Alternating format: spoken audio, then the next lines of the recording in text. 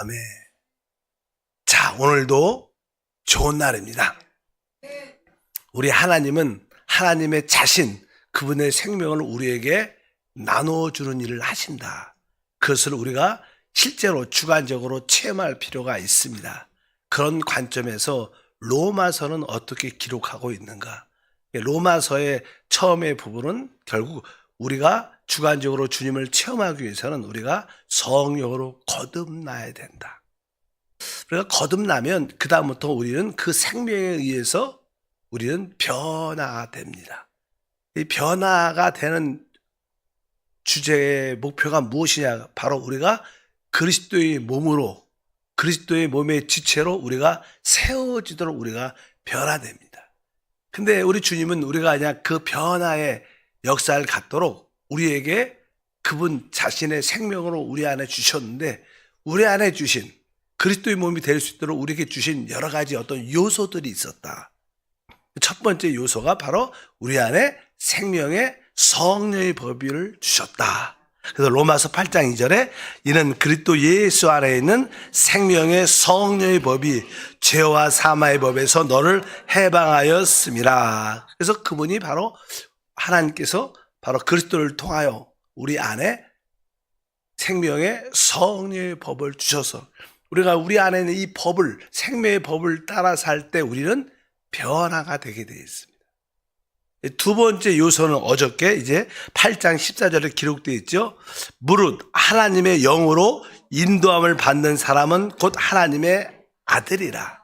바로 우리가 변화될 수 있는 두 번째 길은 바로 하나님의 영, 즉 성령의 인도를 받도록 하나님의 영을 우리 안에 주신 겁니다. 우리 안에는 하나님의 성령의 인도가 있습니다.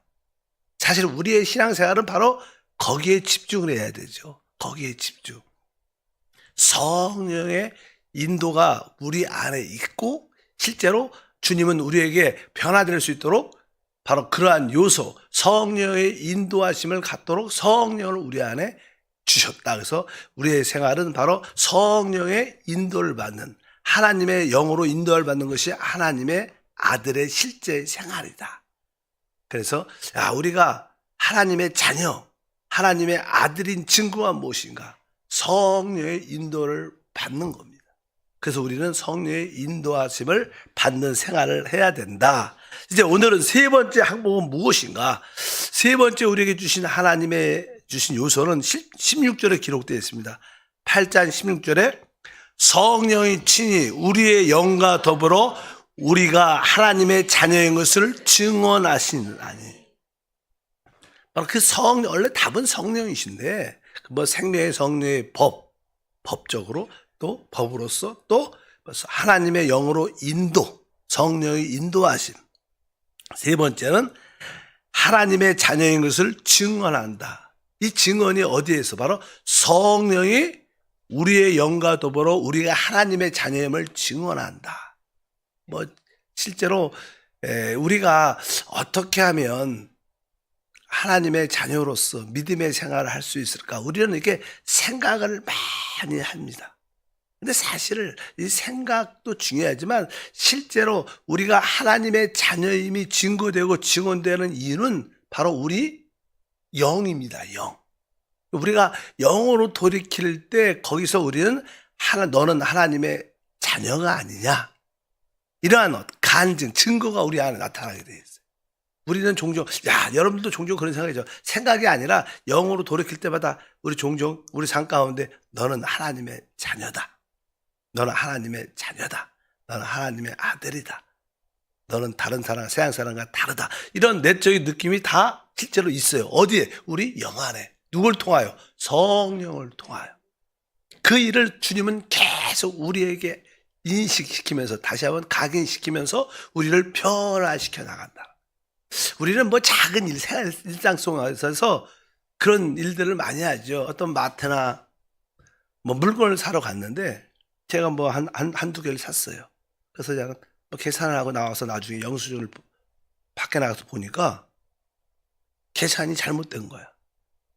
원래 3개 샀는데 값은 뭐 하나하나 2개밖에 안 찍혀 있어. 그럴 때가 있죠. 그럴 때 아유, 그냥 가, 마. 이럴 때잖아, 우리 안에 뭐가 있어요?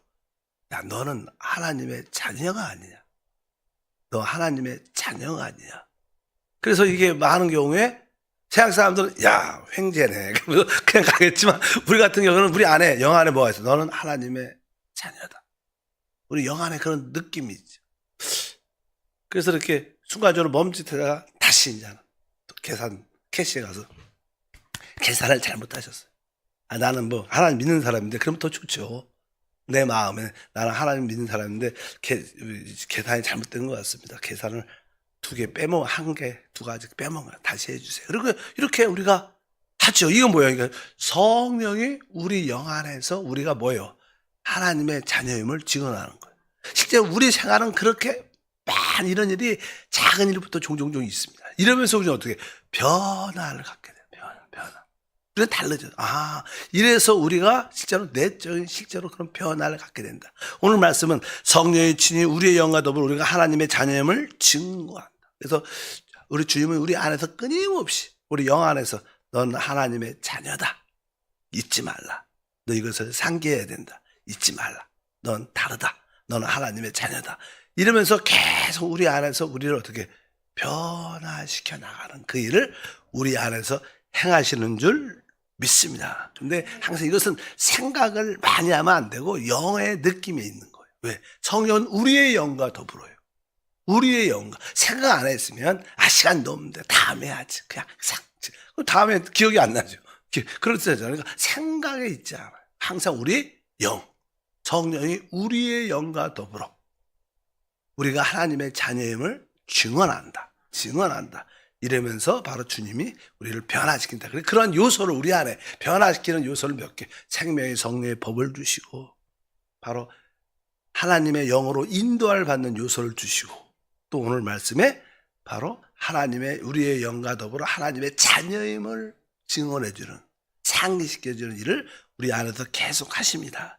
이제 또 마지막으로 4번째 로마서 8장 23절에 이렇게 말씀합니다.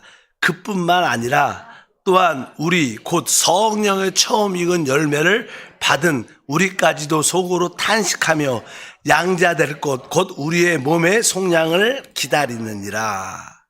이 말씀 무슨 뜻이냐면 여기 보니까 성령의 처음 익은 열매, 성령의 처음 익은 열매가 뭐냐? 그것은 하나님의 처음 익은 열매는 성령이라, 성령. 그 처음 익은 열매를 우리에게 주셨다는 거예요. 하나님의 처음 익은 열매는 성령이신데 그 성령을 우리에게 주셨다. 우리는 그것을 받았다는 거예요. 이 처음 익은 열매는 이게 어떠한 하나님을 맛보는 겁니다. 맛보는. 우리가 어떤 물건을 살 때 과일도 이렇게 이거 맛 한번 보세요. 아주 딱 맛보면 좀 특별히 주인들도 물건 파는 사람도 맛볼 때 아주 좀 맛있는 거 주잖아요. 맛있는 거 하나 딱 맛보는 이게 앞으로 이만큼 풍성할 축복을 마음껏 누릴 텐데 그것을 맛보는 그 맛보는 하나님의 처음 익은 열매가 성령인데 성령이 우리 안에 있다는 거예요.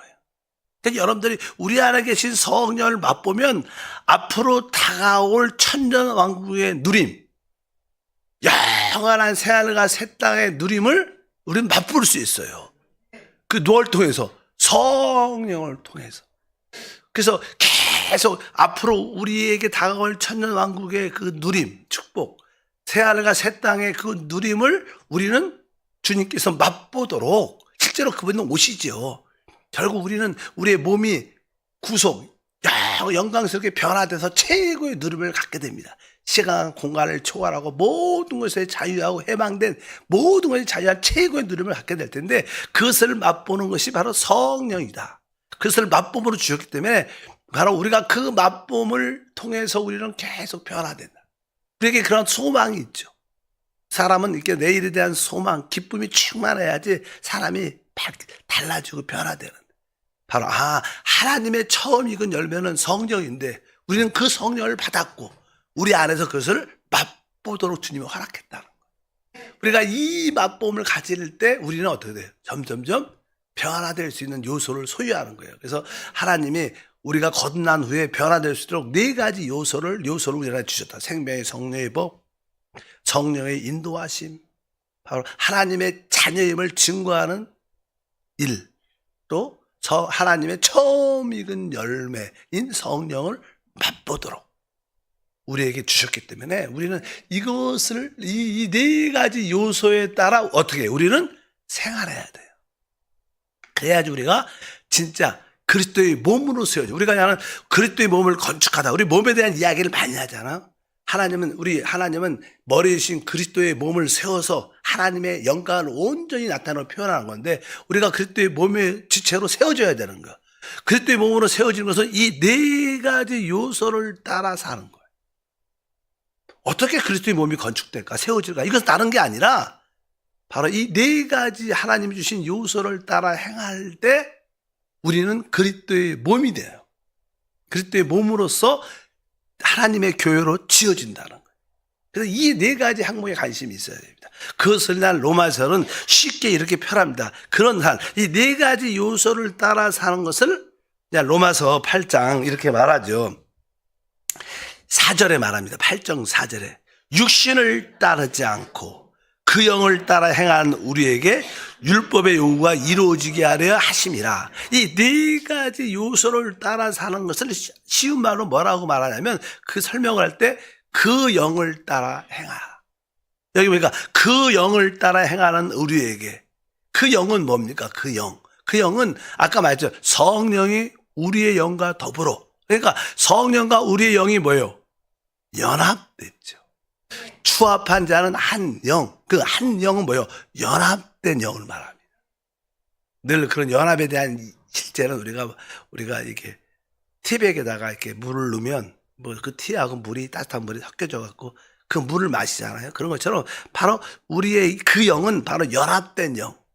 바로 우리가 영을 따라 산다는 것은 성령을 따라 산다는 의미와 또 우리의 영을 따라 산다는 의미가 다 함축되어 있는 겁니다. 그래서 그 영을 따라 행할 때 여기서 행한다는 건 뭐예요? 산다는 거예요. 또 우리가 움직이고 모든 행동, 존재한 자는 그 자체를 탐합니다. 우리가 살고 행하고 움직이고 존재하는 모든 우리의 삶의 모든 것을 의미합니다. 행한다는 것은 살기도 하고 일하기도 하고 모든 존재하는 모든 그 자체가 행한다는 뜻이니까 우리는 오직 우리의 삶이 뭐를 따라? 영을 따라 사는 거예요. 밥을 먹어도 내가 영 안에서 밥을 먹는다. 대화를 해도 영 안에서 대화한다. 직장에서 일한다. 그럴 때 내가 진짜 영 안에서 일하고 있다. 이게 진짜 행한다는 뜻입니다. 특별히 교회 와서 찬양할 때만 영 안에서, 기도할 때만 영 안에서 그런 의미가 아니라 우리의 삶 자체, 우리가 사는 것, 존재하는 것, 일하고 행하는 모든 것을 다 행한다는 단에 포함해서 그러니까 그 영을 따라 행하는, 우리는 오직 한 가지 해야 될 일은 뭐예요? 영을 따라 행하는 삶. 영을 따라 옷도 입고, 영을 따라 머리도 하고, 영을 따라 모든 것을 반찬도 하고 모든 것을 다 뭐로 해요? 영을 따라 행한다. 이러면 우리는 진짜 바로 이러한 네 가지 요소에 따라 살게 되면서 우리는 진정한 그리스도의 몸으로 지어지고 세워지는 그런 체험을 갖게 될 줄 믿습니다. 이럴 때 오늘 8장 4절에 놀라운 말씀이 있죠. 그 영을 따라 행한 우리에게 뭐가 이루어져요? 율법의 요구가 이루어지게 하려 하십니다. 우리는 하나님의 율법을 이룰 수 있자. 왜? 육신의 연약함 때문에 우리는 죄의 몸을 갖고 있기 때문에 우리는 죄를 짓기에 합당한 요소로 우리는 태어났지 뭐 착한 일을 하도록 태어나지가 않았습니다. 율법의 요구를 이룰 수가 없는데 우리의 힘으로는 율법의 요구를 이룰 수 있지만 오직 뭐예요? 연합된 영, 성령, 우리 영을 따라 살면 율법의 요구를 이룰 수 있는 능력도 있나. 진짜 십계명을 넘어서 모든 계명을 지킬 수 있는 능력이 어디에 있어요? 바로 영 안에 있는. 그래서 우리가 영을 따라 행할 때 율법의 요구조차 이룰 수 있는, 뭐 당연하게 구약에 보면 율법을 주고 율법을 지키면 복을 받죠. 율법은 사실 영생은 주지 못합니다. 생활의 축복을 주죠. 생활의 축복. 영생의 축복은 성령이 주시는 거고요. 생활의 축복은 율법을 요구하면 내가 신고 뭐 의로운 일을 행하고 이 땅에서 이렇게 어떤 풍요함을 누리는 것은 율법을 지키면 생활의 풍요함. 율법은 영생은 주는 건 영생은 그리스도가 주는 겁니다. 성령이 주시는 줄 믿습니다. 근데 땅의 부유함을 누리려면 우리 율법을 지켜야 되는데 그 율법을 지키기가 쉽지 않지만 우리가 영을 따라 행할 때 이것을 지킬 수 있을 줄 믿습니다. 하물며 우리는 종종 막 이렇게 분이 나고 성질이 납니다. 이 성질을 내가 이겨야 되는데 이 성격을 버려야 되는데 성질을 이긴다는데 신경 쓰지 말고 뭘 해야 돼요? 영을 따라 사는데 신경을 써야 돼요. 너는 나라. 성질아, 너 나라. 나는 영을 따라 살 것이다. 이렇게 말을 하면 이 성질이 잠잠해지고. 사실은 성질은요, 누가 표현해요. 두더지 같아. 옛날에 보면 이렇게 때리는 거지. 두더기 잡기. 그러니까 그냥 이게 어디서 올라올지 몰라. 나오면 탁 때리면 다시 들어가. 그거 진짜 두더기 잡기 그런 게임이 있는데 우리 성질이 그런 거예요. 그냥 가만히 있다가 벼랑간 저쪽에서 욱 올라갔다가 이놈이 그러면 또 저쪽에서 이렇게 올라갔다. 그런 것처럼 이 두더기 같은 성질을 신경 쓰지 말아요. 그냥 영에 따라 산다. 여기에 집중하다 보면 어느새 이 두더지 성질은 잡혀 있습니다. 아주 잠잠하게 잡혀갖고 활동하지 못하는 역사가 있다. 보통 사람들은 내가 참아야지 이렇게 많이 생각을 하죠. 근데 그것은 방법이 틀린 거예요. 그 방법은 역사하지 않습니다. 그냥 우리는 단순하게 영을 쫓아 영을 생각하고 영 안에 있는 느낌으로 계속 돌아가면 우리는 바로 하나님의 그리스도의 몸으로 지어주는 그 은혜와 축복이 함께할 줄 믿습니다. 그러면 우리가 그 영을 어떻게 따라 사냐? 영을 어떻게 따라 사냐? 그 다음에 나오죠. 8장 6절 읽어보니까 육신의 생각은 사망이요 영의 생각은 생명과 평안이니라. 아멘. 여기 보니까 이제 육신의 생각은 사망이고 영의 생각은 생명과 평안이다. 그 앞에는요, 이게 영의 일을 생각하는 자는 영을 쫓는다 그랬어요. 영을 따라 산다는, 영을 쫓는 자는 영의 일을 생각한다. 그러니까 영적인 일을 계속 사람은 그냥 자체가 혼이죠, 혼. 생각이 주된 부분이니까 생각이 중립적이니까 육신에 두냐, 영 안에 두냐에 따라 그 사람의 상태가 모습이 드러나기 때문에 일단은 우리가 영의 일을 계속 생각을 하다 보면 결국 이 생각이 어떻게 영 안에 두어진다. 여기 보니까 영의 생각은 생명과 평안이다. 이제 우리의 이 생각이 바로 생명과 평안을 누릴 수 있도록 영의 일을 생각해야 된다. 그래서 생각을 영 안에 두는 것이 진짜 중요합니다. 그래서 여러분들이 이러한 삶을 살기 위해서는 내 생각을 항상 거듭난 영 안에 둬야겠다. 그러기 위해서 영의 일을 생각하겠다. 이런 기본적인 전제가 우리 가운데 함께 하길 바랍니다. 실제로 신앙생활할 때 가장 신앙생활에 어려움을 주는 것이 우리의 냐는 생각이죠.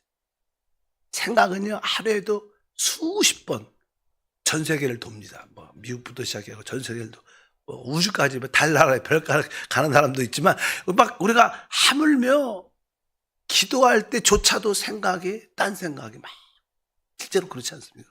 기도할 때조차도 막 딴 생각을 하고 말씀 들 때는 당연하게 딴 생각하고 있죠. 몸은 앉아 있는데 빨리 가야 되는데 오늘 점심에 이거 문제 해결돼야 되는데 그냥 생각이 떠돌아다니고 딴 데가 있습니다. 그런데 이 생각을 어디에 둬야 돼요? 영 안에 둬요. 그래야지 우리에게 어떤 그리스도의 몸의 요소를 우리 모두가 갖게 될 줄 믿습니다. 그래서 이 생각을 하나님의 조회로 적시주게 해야 된다. 우리가 배웠죠. 우리가 지난 시간에 로마서 8장 10절 말씀. 또 그리스도께서 너희 안에 계시면 몸은 죄로 말미암아 죽은 것이나 영은 의로 말미암아 살아있는 것이다. 이렇게 말씀합니다. 이제 우리의 영이 생명이 되기 때문에 이 생각을 영 안에 두면 우리의 생각도 어떻게 된다고요? 생명이 된다. 생각을 영으로 돌이키는 것이 우리의 신앙생활의 핵심입니다.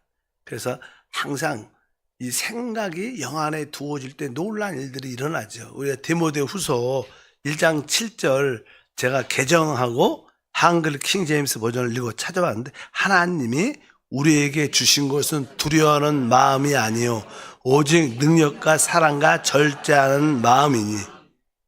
하나님께서 우리에게 주신 것은 두려워하는 영이 아니라 능력과 사랑과 건전한 생각의 영이다.